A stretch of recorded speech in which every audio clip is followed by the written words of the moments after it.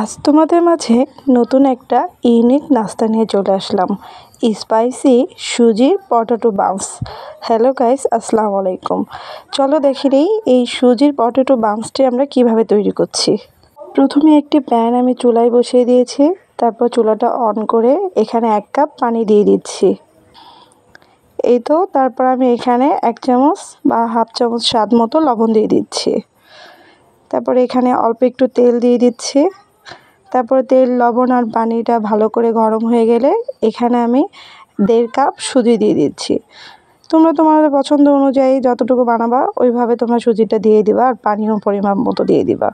তারপরে সুজিটা খুব ভালো করে পানির মধ্যে দিয়ে আমরা এটাকে একটা সিদ্ধ করে একটা ডো আকারে করে নিব। তারপরে এটা এক সাইডে রেখে দিব। এখানে আমি আগে থেকেই 3টা আলু সিদ্ধ করে খুব ভালো করে ম্যাশ করে রাখছি। আলু সিদ্ধগুলো দিয়ে আমরা ভিতরে পুরটা রেডি করে নেব। তো চলো দেখে নিই এই পুরটা রেডি করতে আমরা কী কী দিচ্ছি। প্রথমে এখানে আমি হাফ চামচ লবণ, হাফ চামচ গরম মশলা, হাফ চামচ জিরার গুঁড়া আর হাফ চামচ চাট মশলা, হাফ চামচ লাল মরিচের গুঁড়া দিয়ে খুব ভালো করে এখানে আমি সামান্য কালো গোলমরিচের গুঁড়োও দিয়ে দিচ্ছি। তারপরে সব কিছু একসাথে খুব ভালো করে মিশিয়ে একটা সুন্দর করে পুরটা রেডি করে নিব।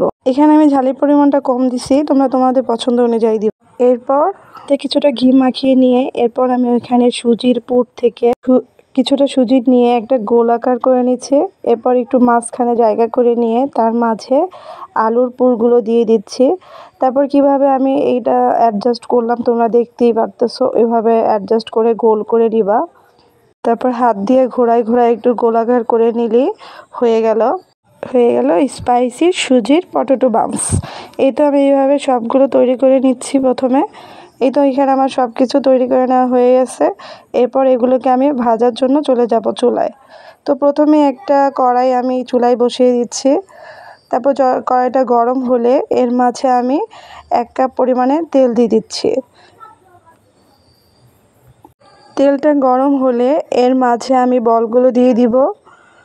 তো এই তো আমি ফার্স্টে একটা দিচ্ছি, তারপরে এভাবে আমি 4টা বল এই কড়ার মধ্যে দিয়ে দিলাম। তারপর এক সাইড হয়ে গেলে খুব সাবধানতায় আর এক সাইড উল্টে দিব আমরা। এই তো আমার এক সাইড হয়ে গেছে, তারপর আমি আর এক সাইড উল্টে দিচ্ছি। এভাবে করে আমি সবগুলো বলই রেডি করে নিচ্ছি।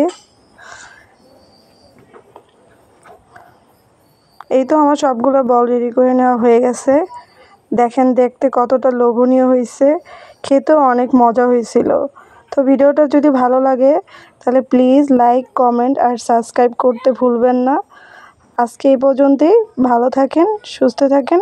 আল্লাহ হাফেজ।